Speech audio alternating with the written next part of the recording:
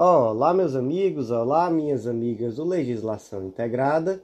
Aqui quem fala é o professor Bruno Valente e a nossa conversa hoje é sobre o informativo de número 743 do STJ.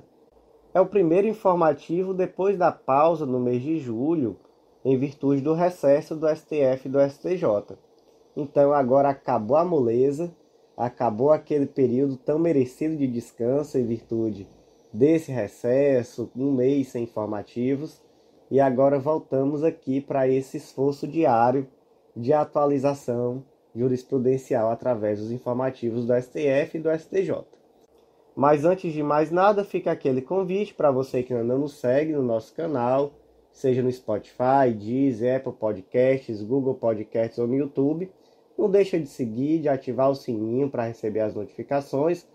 Não deixa de curtir, de compartilhar com os amigos. E também não deixa de seguir a gente no Instagram, @legislação_integrada. Então, sem mais delongas, vamos para o primeiro julgado do dia. Primeiro julgado, inserido na Lei 11.101, que é a Lei de Falências e Recuperação Judicial, é uma tese repetitiva, o tema 1145. A tese ficou da seguinte forma: ao produtor rural que exerça sua atividade de forma empresarial há mais de 2 anos, é facultado requerer a recuperação judicial, desde que esteja inscrito na junta comercial no momento em que formalizar o pedido recuperacional, independentemente do seu tempo de registro.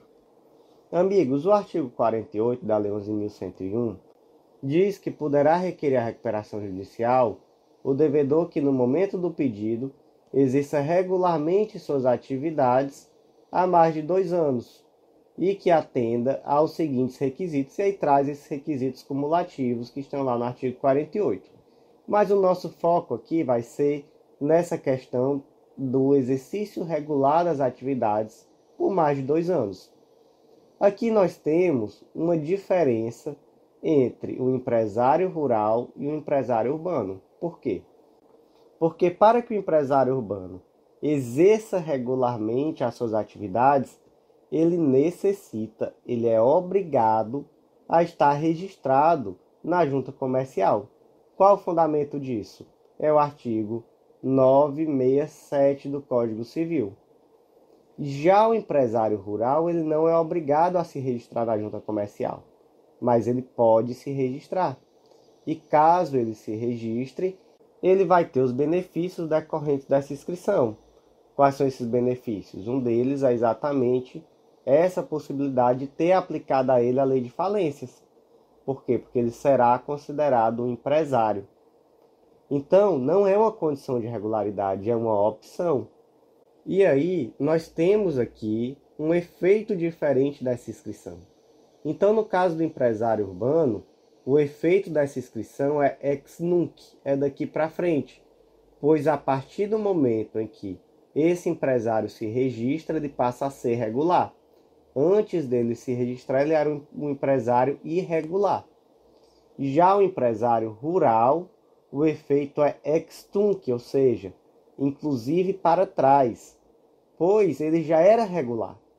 Apenas ele não estava inscrito, mas ele não era obrigado a se inscrever, então ele não deixava de ser um empresário regular. E aí vem essa questão desse prazo de 2 anos. No caso do empresário urbano, ele vai ter que estar há no mínimo 2 anos inscrito na junta comercial, porque se ele não estiver inscrito, ele não é um empresário regular. Já o empresário rural, ele só precisa estar inscrito no momento em que ele pede a recuperação judicial. Mas ele pode perfeitamente ter exercido a atividade antes de se inscrever, ter passado 2, 3 anos exercendo as suas atividades normalmente e utilizar esse tempo para esse efeito do artigo 48, de exercer regularmente suas atividades há mais de 2 anos. Ou seja, ele simplesmente vai ter que estar inscrito no momento em que ele pede a recuperação judicial. Ele hoje não está inscrito. Ele está exercendo suas atividades. Ele vai querer pedir recuperação judicial, ele se inscreve na junta comercial e aí a partir daí ele vai poder requerer essa recuperação judicial. Próximo julgado inserido na Lei 8906 de 94, que é o Estatuto da Advocacia. O destaque ficou assim: não é cabível a sustentação oral no agravo interno interposto contra a decisão do presidente do tribunal que defere ou indefere a contracautela, em suspensão de liminar de sentença ou suspensão de segurança. Nesse caso aqui, o advogado queria sustentar esse direito à sustentação oral no artigo 7º, parágrafo 2º B do Estatuto da Advocacia, que diz que são direitos do advogado realizar a sustentação oral no recurso interposto contra a decisão monocrática de relator que julgar mérito ou conhecer das seguintes ações ou recursos. E aí tem aqui um rol com recurso de apelação, recurso ordinário, especial, extraordinário, embargo de divergência, ação rescisória, mandado de segurança, reclamação, habeas corpus e outras ações de competência originária. Qual é o problema? O pedido de suspensão de segurança é um recurso? Não é um recurso. É uma ação? Também não é uma ação. E aqui o artigo 7º, parágrafo 2º B, fala que é possível, ou melhor, um direito do advogado a essa sustentação oral quando não conhecer dos seguintes recursos ou ações. O pedido de suspensão de segurança, gente, para quem não se recorda do que se trata, é aquela hipótese em que o poder público tem contra si uma decisão liminar e ele vai até o tribunal, normalmente ao presidente do tribunal, para conseguir uma suspensão dessa liminar por uma questão de interesse público. Então se trata de uma contracautela. E onde é que isso está previsto? Em várias leis. Tem na lei da ACP, na lei do mandado de segurança, na lei do habeas data, na lei 9494 de 97, que trata sobre tutela antecipada contra a fazenda pública. Tem também na lei 8437, que é considerada inclusive aquela previsão mais ampla acerca do tema. Então aqui é a chamada contracautela. Isso aqui é um recurso? Não, isso aqui não é um recurso. Isso aqui não vai adentrar no mérito. Isso aqui é uma ação? Não, isso aqui também não é uma ação. Segundo o professor Leonardo Cunha, a natureza jurídica aqui é de incidente processual. E o fato é que não é um recurso e não é uma ação.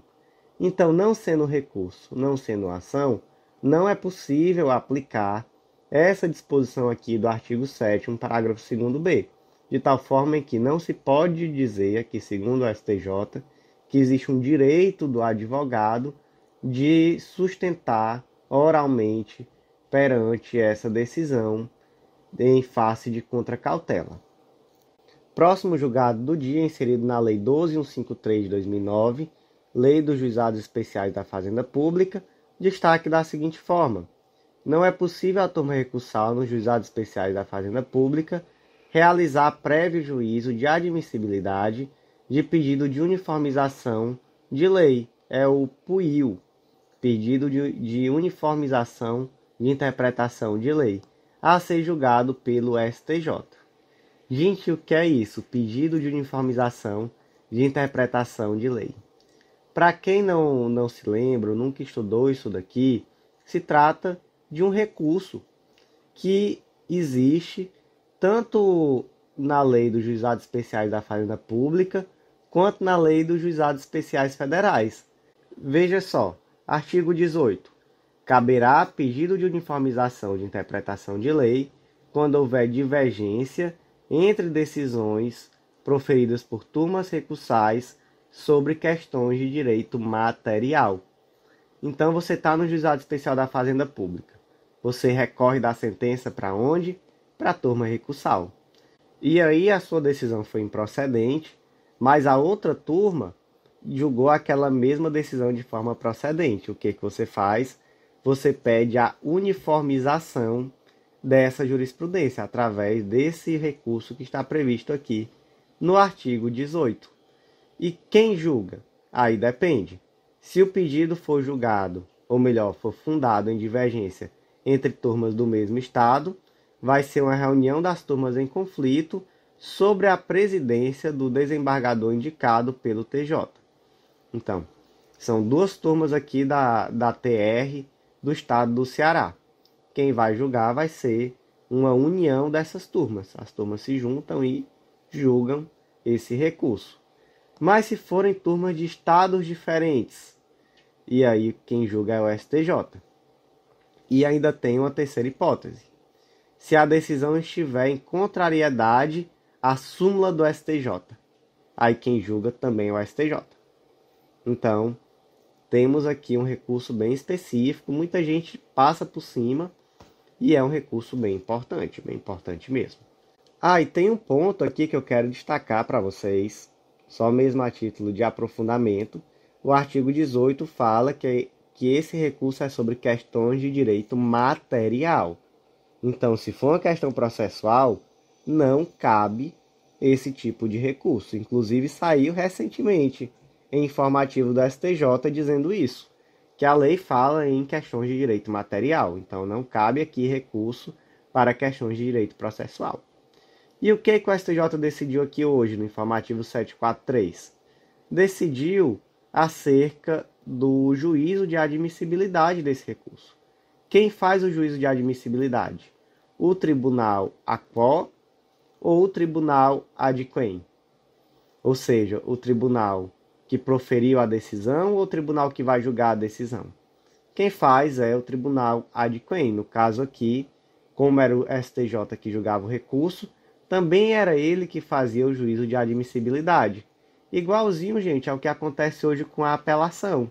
Antigamente, pelo CPC de 73, existia o duplo juízo de admissibilidade na apelação. Então, o juiz aquo, ele fazia o juízo de admissibilidade do recurso. Se esse recurso fosse considerado admissível por ele, ele jogava, ele mandava esse recurso para o tribunal e o tribunal fazia outro juízo de admissibilidade. Hoje isso não existe. Hoje é o tribunal que faz o juízo de admissibilidade do recurso de apelação. A mesma coisa aqui no pedido de uniformização de interpretação de lei no âmbito aqui do Juizado Especial da Fazenda Pública. Quem faz o juízo de admissibilidade é o tribunal que julga. Então, no caso aqui, quem julgava era o STJ, a STJ faz o juízo de admissibilidade recursal. Próximo julgado do dia inserido na Constituição Federal, destaque da seguinte forma: nas demandas envolvendo valores relacionados ao Fundef/Fundeb, é possível a utilização dos juros moratórios dos precatórios para pagamento dos honorários contratuais, ante a natureza autônoma dos juros em relação à verba principal. Gente, aqui temos um julgado que tem saído em vários informativos de jurisprudência recentes, tanto do STF quanto do STJ. A questão aqui de fundo é bem simples. As verbas do Fundef/Fundeb são verbas vinculadas à educação básica. E aí, muitos municípios, por exemplo, propuseram ações pedindo complementações dessas verbas e ganharam. E aí, os advogados que representaram esses municípios, eles passaram a requerer que parte dessa verba que foi recebida por esses municípios fosse penhorada para o pagamento dos honorários contratuais. E aí o STF, lá na DPF 528, disse que não é possível você penhorar verbas do Fundef ou do Fundeb para pagamento de honorário. Inclusive porque essas verbas elas têm uma vinculação, elas são exclusivamente para a educação básica. Só que, posteriormente, houve um distinguish. Por quê? Porque os advogados disseram, tá bom, não pode penhorar a verba do Fundeb. Mas vamos pensar aqui. O município recebeu R$ 1 milhão de complementação do Fundeb em virtude dessa decisão. Ou melhor, a condenação foi em R$ 1 milhão. Só que houve aqui uma atualização monetária, naturalmente, e um juros moratório, que foi aplicado na sentença. Então, na hora de receber esse 1 milhão, não veio 1 milhão, veio 1 milhão e 200 mil. De que foi esse 200 mil? Foi juros moratórios. Então, excelência, o que o advogado disse? Excelência, você não pode penhorar a verba do Fundeb, mas o STJ e o STF já decidiram que os encargos moratórios eles possuem natureza autônoma em relação à obrigação principal. Então, já que você não pode penhorar essa verba do Fundeb para receber meus honorários, penhore só essa verba referente aos juros moratórios. E aí o STJ disse, ok, os juros moratórios você pode penhorar para que seja pago esses honorários contratuais, desculpe. Ou seja, gente, para que fique claro, é possível penhorar a verba do Fundeb para pagar honorário de advogado, honorários contratuais aqui falando? Não é possível. Mas é possível penhorar os juros de mora decorrentes desse pagamento do Fundeb, ou seja, aquilo que foi pago a título de juros para o pagamento dos honorários, aí é possível sim. Próximo julgado do dia inserido no Código de Processo Civil. Destaque da seguinte forma: os honorários advocatícios de sucumbência, quando vencedor a fazenda pública, integram o patrimônio da entidade estatal, não constituindo direito autônomo do procurador judicial. Gente, o artigo 85, parágrafo 19 do CPC diz que os advogados poderão receber honorários de sucumbência nos termos da lei. Mas vamos aqui para um caso concreto adaptado. A empresa ABC propôs uma ação em face do município de Piraporinha. A ação foi julgada parcialmente procedente, de tal forma que foi reconhecida a existência de um crédito da empresa, mas também de um débito. E além disso, a empresa ela foi condenada a pagar honorários de sucumbência em relação à parte que ela perdeu. E aí, como existia um crédito e um débito, e inclusive um débito de honorários de sucumbência, houve uma compensação dos valores, inclusive desses honorários de sucumbência. E aí o procurador do município já disse, epa, pera, porque esse honorário de sucumbência é meu. Não pode, você não vai poder compensar os honorários de sucumbência. Os honorários de sucumbência pertencem aos procuradores, porque o artigo 85, parágrafo 19, diz que os advogados públicos poderão receber honorários de sucumbência. Acontece que a lei do estado de Piraporinha, do estado não, desculpe, a lei do município de Piraporinha não trazia essa previsão de honorários de sucumbência para os procuradores municipais. Então, gente, vejam, o artigo 85, parágrafo 19 do CPC, traz uma possibilidade, não traz uma obrigação. Então, é de se entender que os honorários de sucumbência eles integram o patrimônio da entidade pública. E a entidade pública ela pode ter uma lei que destine esses honorários, ou parte deles, aos seus procuradores. O município de Piraporinha nem tinha essa lei. Então, infelizmente, aí para o doutor procurador do município de Piraporinha, município aqui naturalmente estou falando de um exemplo fictício, ele não terá direito ao recebimento de honorários e é perfeitamente possível que essa compensação da forma como foi feita. Próximo julgado do dia foi inserido na Constituição Federal e é um julgado interessante, eu acho pelo menos um julgado interessante. O destaque ficou da seguinte forma: é devido ao pedido de complementação do crédito de natureza alimentícia dotado de superpreferência na forma do artigo 100, parágrafo 2º da Constituição Federal e do artigo 102, parágrafo 2º da DCT, com a adoção dos limites estabelecidos por lei local, que majorou o teto para as obrigações de pequeno valor. Vamos por partes. O artigo 100 da Constituição Federal traz o regime de precatórios, que é aquele regime segundo o qual um indivíduo que tem um crédito com a fazenda pública, federal, estadual, distrital, municipal, não importa, ele vai receber exclusivamente na ordem cronológica de apresentação do precatório que vai ser emitido em virtude dessa dívida da fazenda pública com ele. Só que existem algumas preferências. Ou seja, tem gente que passa na frente dessa fila ou que fica em uma fila preferencial para recebimento. Então, lá no artigo 100, parágrafo 1º, diz que os débitos de natureza alimentícia compreendem aqueles que correspondem a salários, vencimentos, proventos, pensões e suas complementações, benefícios previdenciários, indenizações por morte ou por invalidez, fundadas em responsabilidade civil em virtude de sentença transitada em julgado.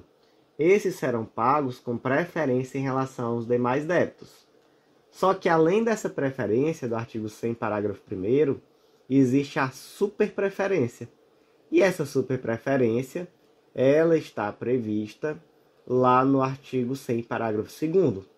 Os débitos de natureza alimentícia, cujos titulares, originários ou por sucessão hereditária, tenham 60 anos de idade, ou sejam portadores de doença grave, ou pessoas com deficiência, assim definidos na forma da lei, serão pagos com preferência sobre todos os demais débitos, até o equivalente ao triplo fixado em lei para fins do disposto do artigo 3º, do parágrafo 3º deste artigo, admitido fracionamento para essa finalidade, sendo que o restante será pago na ordem cronológica de apresentação do precatório. Então vamos entender. O indivíduo ele tem 60 anos de idade, ou ele é portador de doença grave, ou ele é pessoa com deficiência, e esse débito é de natureza alimentícia, então ele vai receber esse débito com preferência. Mas todo o valor do débito, não.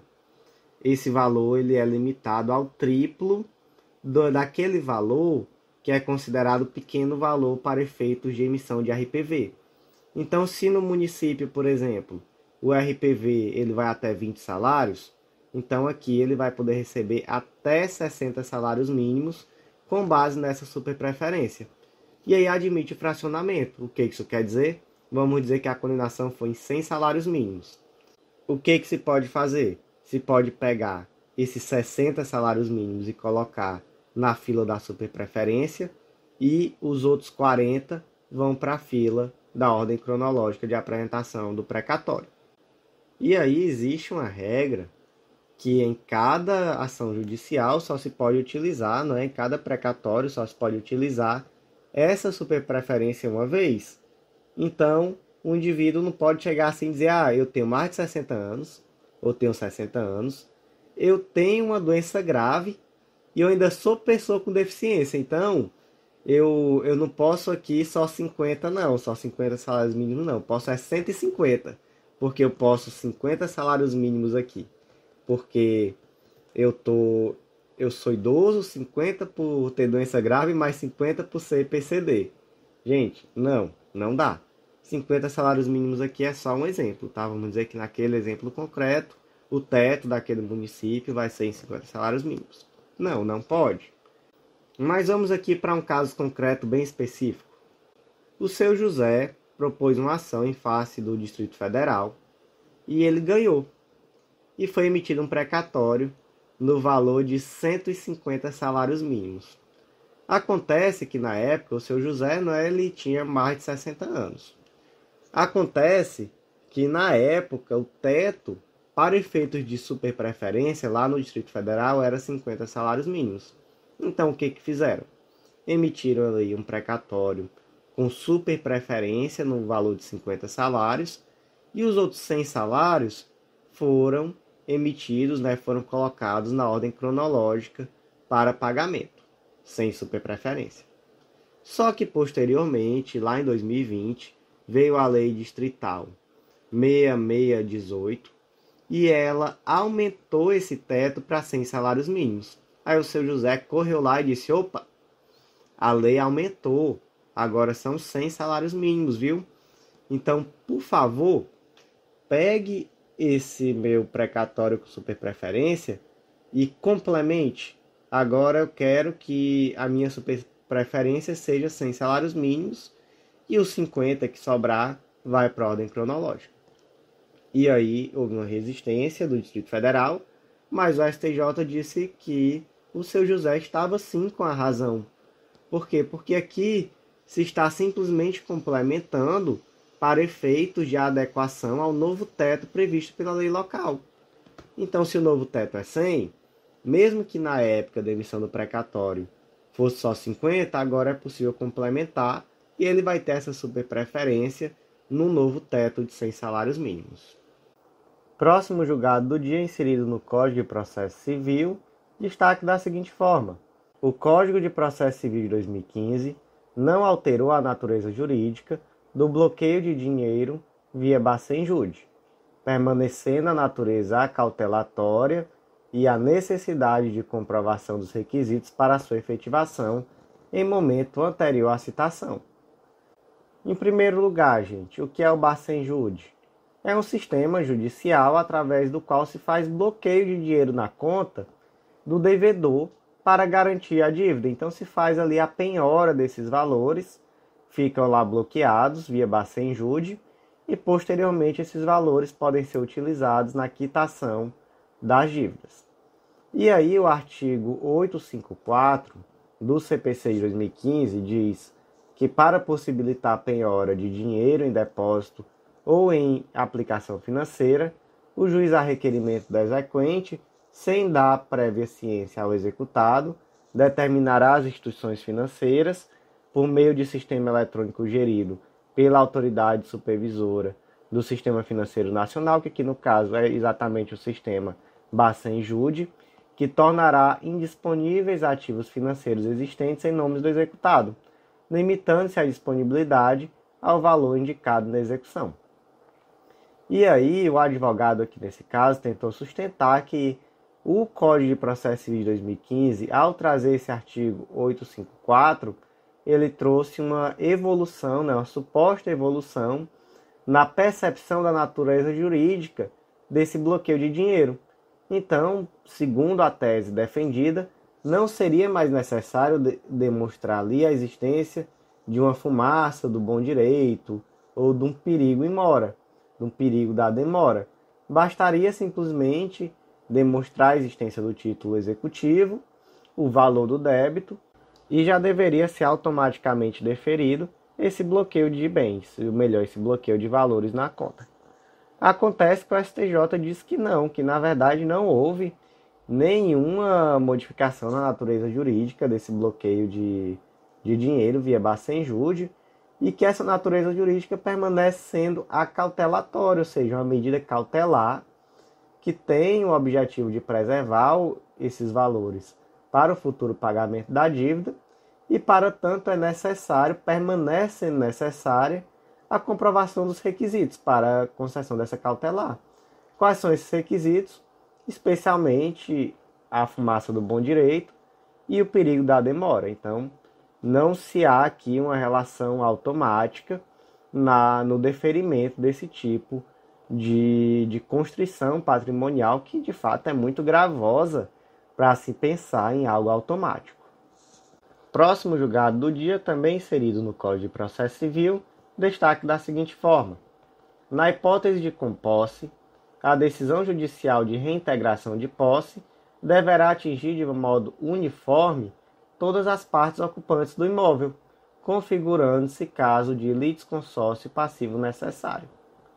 Gente, no artigo 114 do CPC diz que o litisconsórcio será necessário por disposição da lei ou quando, pela natureza da relação jurídica controvertida, a eficácia da sentença depender da citação de todos que devam ser litisconsortes. Então, aqui no caso de composse, é exatamente isso, a natureza da relação jurídica controvertida. Há vários posseiros naquele determinado imóvel. Todos eles necessariamente deverão ser citados na ação que vai discutir a posse. Temos aqui, portanto, um litisconsórcio passivo necessário. E aqui, inclusive, unitário.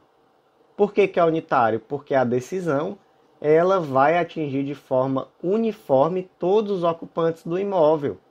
Então, se alguém não for citado, qual é a natureza desse vício? É um vício de nulidade absoluta. Temos aqui um vício, inclusive, de natureza transrescisória. É aquele vício que permite, inclusive, anulação dessa sentença a qualquer tempo. Então, ainda que passe o tempo da ação rescisória, é possível, mediante uma simples petição, pedir a declaração de nulidade da sentença que não citou um dos posseiros. É a chamada querela nullitatis. Essa querela nullitatis, ela não tem prazo, ela pode acontecer a qualquer tempo, ela pode acontecer por simples petição, e ela acontece nesse caso em que um dos indivíduos ou o indivíduo, ele não foi citado na ação. Próximo julgado do dia inserido na Constituição Federal, e esse julgado sim é interessante, esse julgado é muito legal. O destaque ficou assim: a determinação para que os provedores de busca da internet procedam à desvinculação do nome de determinada pessoa, sem qualquer outro termo empregado, com fato desabonador a respeito dos resultados da pesquisa, não se confunde com o direito ao esquecimento, objeto da tese de repercussão geral 786 do STF. Vamos lembrar o que é esse direito ao esquecimento, que é um direito de origem alemã, que por um tempo o STF chegou a reconhecer, que é aquele direito do indivíduo obstar em virtude da mera passagem do tempo a divulgação de fatos que são verídicos acerca da sua pessoa. Então, por exemplo, suponha que o indivíduo ele praticou um crime. O crime pode ser bárbaro da forma que for. No ano de 1950, ele foi preso, condenado, passou ali vários anos preso, saiu. Já faz ali 30 anos que ele saiu da cadeia. E aí, de repente, um veículo de comunicação resolve fazer uma matéria especial, sai lá no Fantástico, uma matéria especial sobre o crime que ele cometeu já há 50, 60 anos atrás. E aí, gente, situações como essa às vezes são muito complicadas, porque muitas vezes o indivíduo ele já passou por tudo aquilo, já foi condenado, já cumpriu a pena, já passou muito tempo sofrendo com todo aquele estigma social decorrente da sua própria ação, claro. E agora ele já está em outro momento da vida, muitas vezes já idoso. Nesse exemplo aí que eu dei, ele já tem que ser muito idoso, né? Muito tempo aí já se passou. E aí, muitos anos depois, se revive esses fatos, se traz de novo esse estigma que às vezes já ficou esquecido. Leva um problema muitas vezes para a família, já que nesse novo momento, às vezes esse indivíduo até já está idoso, né, nesse caso aí que eu dei, mas a família como um todo passa a sofrer em virtude desse estigma, por algo que muitas vezes já estava esquecido, já estava no passado. E aí, por muito tempo, por um tempo, ou melhor, o STF reconheceu esse direito ao esquecimento, mas na tese de repercussão geral, tema 786, o STF entendeu que esse direito ao esquecimento ele não é compatível com o direito brasileiro. Pelo menos não esse viés do direito ao esquecimento, que é o direito de você obstar, em virtude da passagem do tempo, a publicação de matérias jornalísticas sobre fatos verídicos do passado. Por que eu digo isso? Porque existem outros aspectos do direito ao esquecimento. Esses outros ainda são compatíveis, alguns deles, com o direito brasileiro. Só para dar um exemplo, temos uma tese do Jurisprudência em Tese do STJ que diz que, em virtude do direito ao esquecimento, é possível deixar de aplicar, ou melhor, de utilizar aquelas condenações muito antigas para efeitos de mal antecedentes. Então, aqui temos uma aplicação do direito ao esquecimento que não está previsto aqui nessa tese de repercussão geral 786 do STF. Eu sempre gosto de fazer esse parênteses. Mas o direito ao esquecimento, sob o aspecto de obstar a publicação de matéria jornalística sobre fato verídico do passado, esse daí, de fato, já se foi reconhecido como insubsistente no direito brasileiro, e eventuais excessos cometidos são resolvidos ali no âmbito da reparação civil. Agora, gente, como normalmente funciona no âmbito do judiciário, primeiro veio aqui uma tese bem ampla, bem restritiva, dizendo não existe mais, é incompatível com o direito brasileiro. Aí depois sempre existe algum temperamento, alguma suavização, sempre se faz ali algum distinguish. Então, por exemplo, lá no informativo 670, o STJ esclareceu que também se deve ter cuidado, mesmo não se reconhecendo mais direito ao esquecimento, se deve ter cuidado com a questão do princípio da intranscendência. Então, por exemplo, se a matéria jornalística ela expõe terceiros não relacionados ao fato, e ali naquele caso especialmente uma criança, aí também já não pode. Também já não é possível essa matéria. E aqui no informativo 743, esse sim eu achei bem interessante. Vamos para um exemplo fictício, mas bem parecido com o real. Suponha que lá no ano 2000, a Juliana cometeu uma fraude em concurso público, ou é suspeita de cometer essa fraude, enfim. E aí aconteceu aquilo, na época houve uma grande repercussão da mídia, depois se deixou o fato um pouco de lado, o processo já acabou, ela já cumpriu a pena dela, enfim, tudo ok, já tem muito tempo que passou toda essa situação.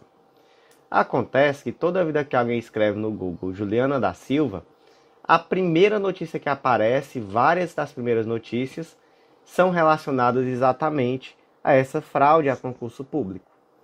E aí, acontece que por conta disso, muitas pessoas acabam meio que por acidente mesmo, às vezes sem nenhum interesse em buscar algo sobre isso, se deparando com esse tipo de notícia, e isso traz para ela um prejuízo, inclusive em termos de ressocialização, em termos de seguir na vida dela.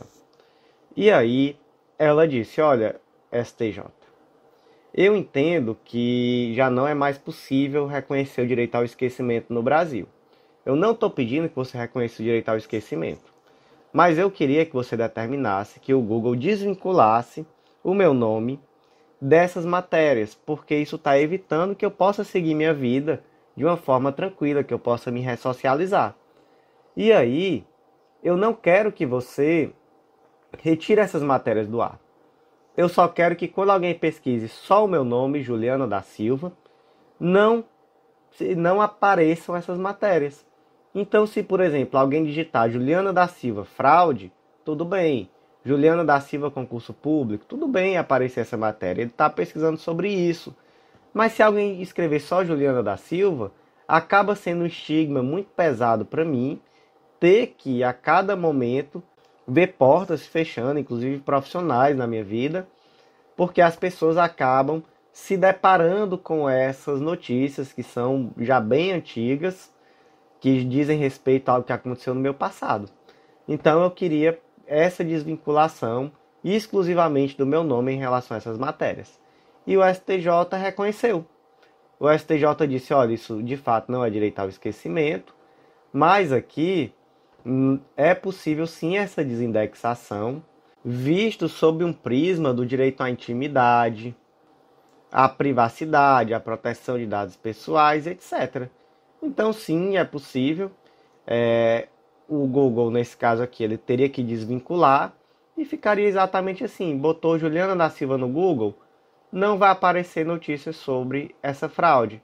Você colocou Juliana da Silva fraude, Juliana da Silva concurso público, aí tudo bem, você já está pesquisando sobre isso mesmo, vai aparecer a notícia, então não existe ali uma censura, só existe uma desindexação. Próximo julgado do dia inserido no Código Civil, e também é um julgado muito interessante. Aí você diz: pronto, Bruno, agora todo julgado é interessante para ti, né? Desculpem, mas esse aqui eu também acho um julgado muito interessante. Destaque da seguinte forma: a propositura da ação revisional pelo devedor interrompe o prazo prescricional para ajuizamento da ação executiva. Gente, vamos pensar aqui no caso concreto.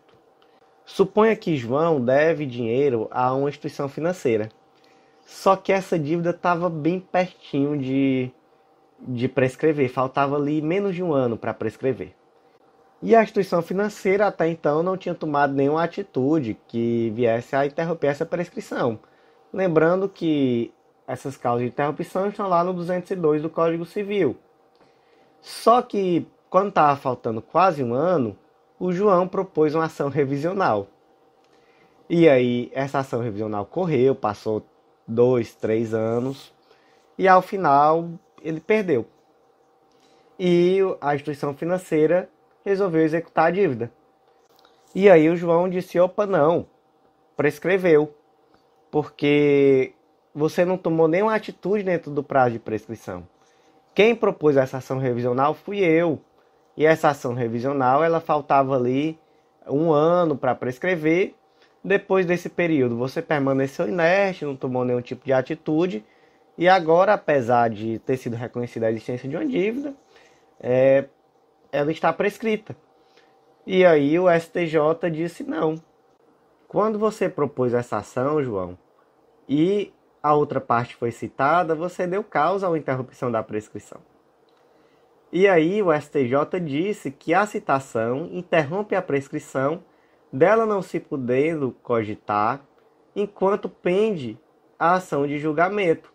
Portanto, o exercício do direito de ação por qualquer das partes vai interromper a prescrição. Em outras palavras, João se lascou nessa. Era muito melhor ele ter ficado paradinho no canto dele, esperando, só vendo o tempo passar. Mas ele foi propor essa ação revisional e, por conta disso, acabou interrompendo o prazo prescricional.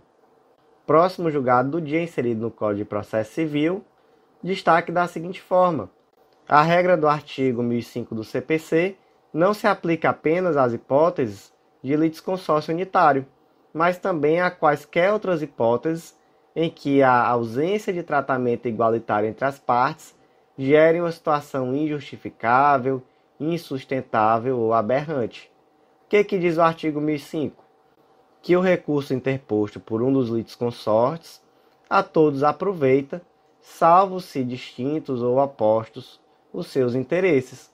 Esse aqui é o famoso efeito expansivo subjetivo dos recursos, que é esse segundo o qual o recurso interposto por um dos litisconsortes pode ser aproveitado pelos demais. E aí, em primeiro lugar, vamos nos lembrar que existem várias classificações do litisconsórcio. Então, ele pode ser, por exemplo, um litisconsórcio ativo ou passivo, de acordo com o polo processual em que há esse litisconsórcio, ou mesmo misto. Ele pode ser inicial, desde o começo do processo, pode acontecer no curso do processo, que é o litisconsórcio ulterior.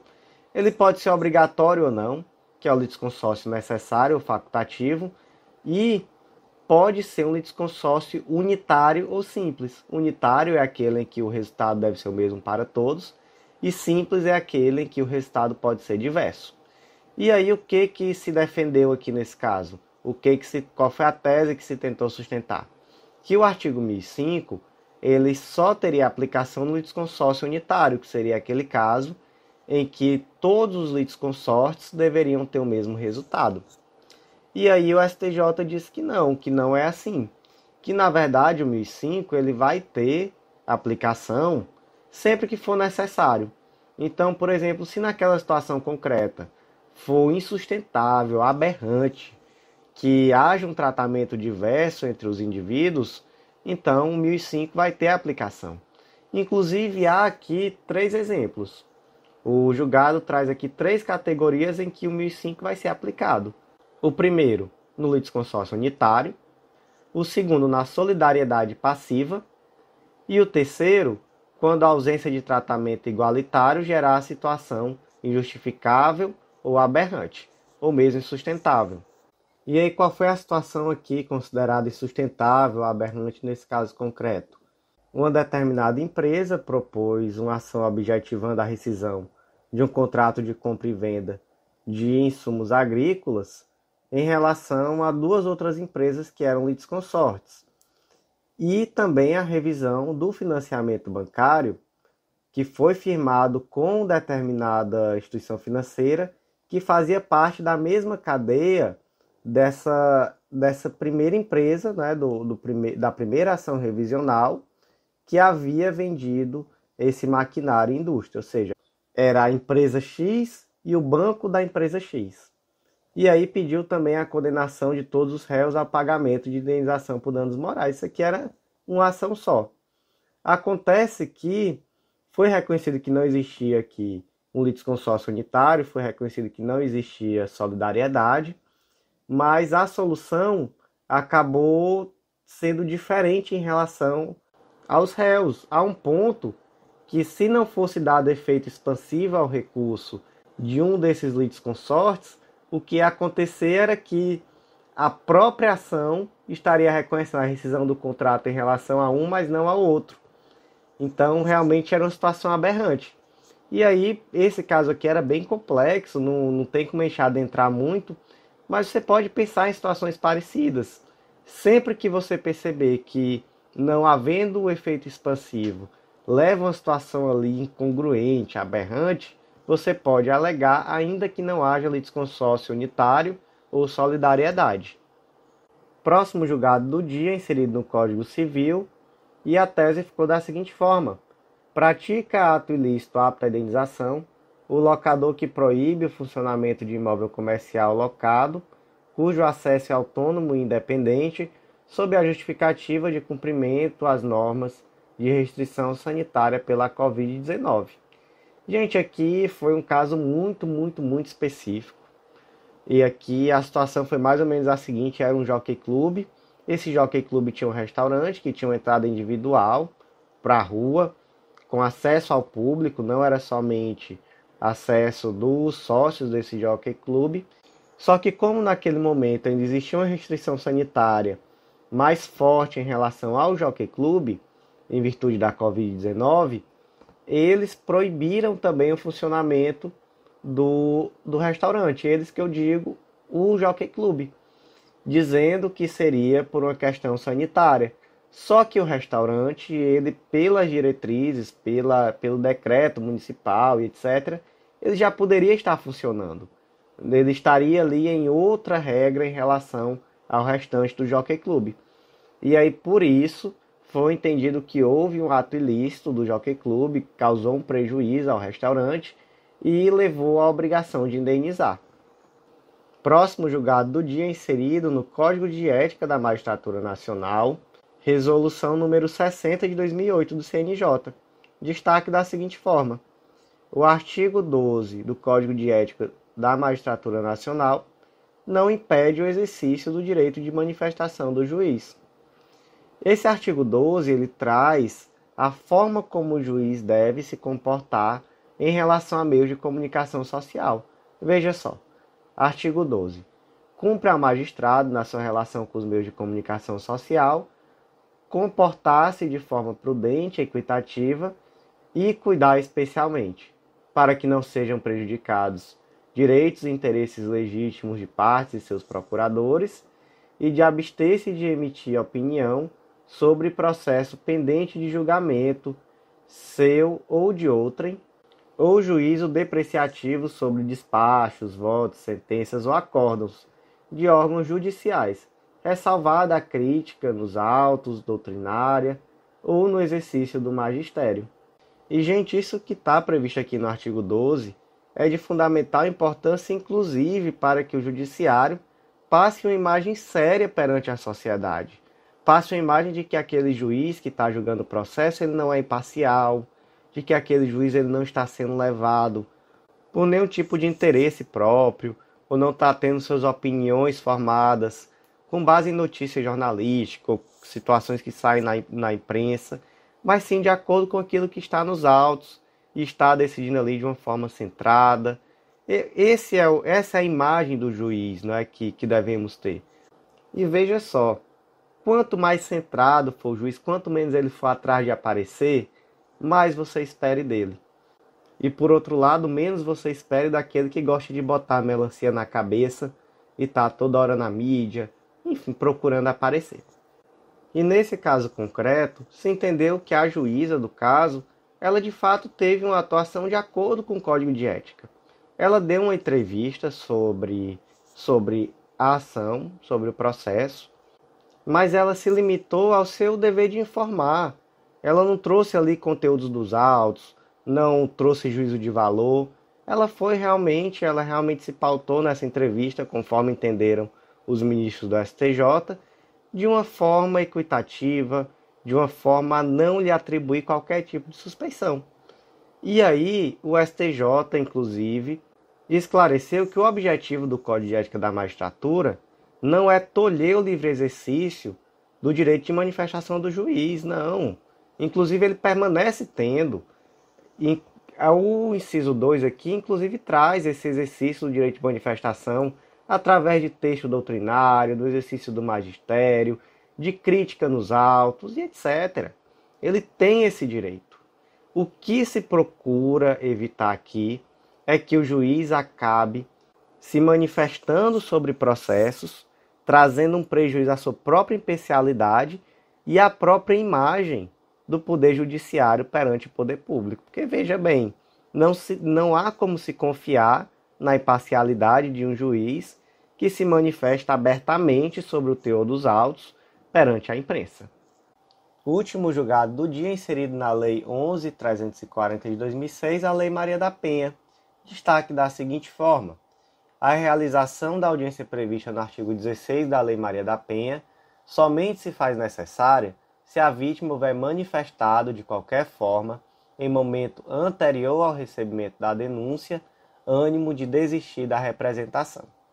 Gente, lembrem-se que a Lei Maria da Penha tem uma especificidade em relação ao momento em que é possível essa retratação da representação do ofendido, no caso aqui da ofendida.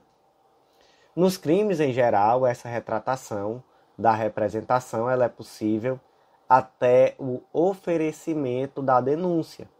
Mas na Lei Maria da Penha, ela é possível até o recebimento da denúncia, sendo que essa retratação necessariamente deve ocorrer em uma audiência que é marcada para esse fim, especificamente para esse fim. Veja só o artigo 16.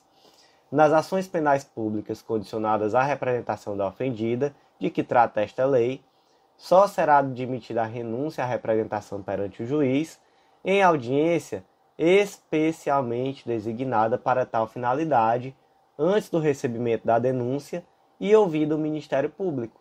Então, aqui nesse caso, é até o recebimento da denúncia, mas existe uma audiência que será designada especificamente para, nessa audiência, a ofendida dizer que de fato se retrata. E aí, qual foi a dúvida aqui?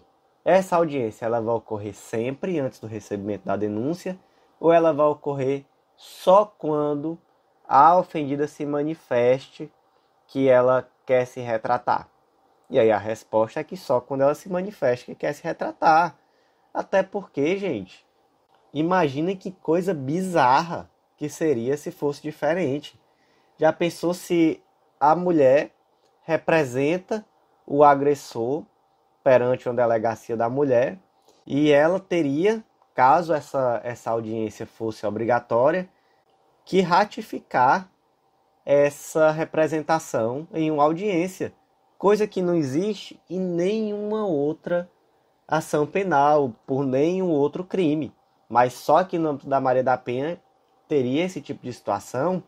Não, aqui é exatamente o contrário, gente. O objetivo dessa audiência é protetivo.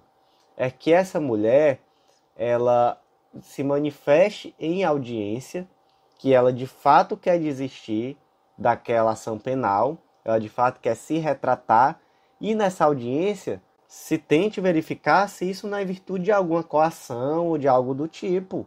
Aqui é um instituto protetivo. Caso se tornasse isso algo obrigatório, viraria uma verdadeira ratificação da representação. E aí seria o contrário. Eu já particularmente veria essa audiência, caso ela fosse obrigatória, como quase que uma coação para que a mulher desistisse. Uma segunda oportunidade. Ah, mas você quer mesmo denunciar o seu marido que lhe agrediu? Enfim, isso não passa pela cabeça de qualquer pessoa que tenha uma visão